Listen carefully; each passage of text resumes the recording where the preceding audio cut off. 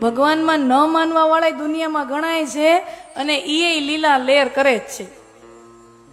હા, ભગવાનમાં ન માનવા વાળા નાસ્તિકોની સંખ્યા દુનિયામાં ઘણી છે અને વધી રહી છે. આ સમાજની અંદર સત્ય ન હોય, ધર્મ ન હોય તો સમાજ ટકી જ ન શકે. ભગવાન વગર હાલે, સત્ય વગર ન ચાલે. સત્ય એવી વસ્તુ છે ને, નીતિ એવી વસ્તુ છે, ધર્મ એવી વસ્તુ છે કે આપણે કોઈની હારે નીતિ રાખીએ કે ન રાખીએ, આપણે કોઈની હારે સત્ય રહીએ કે ન રહીએ, પણ સામે વાળો મારી હારે સત્યપૂર્ણ રીતે વ્યવહાર કરવો જોઈએ એવી અપેક્ષા મારી તમારી બધાની હોય જ ને. આપણે સાચું બોલીએ કે ન બોલીએ, પણ સામે કોક આપણી સામે કોક ખોટું બોલી જાય સહન થાય? આપણે ભલે ને ખોટાડા હોય, આપણે ભલે ખોટાડા હોય, પણ આપણને જોઈએ તો સત્ય જ છે.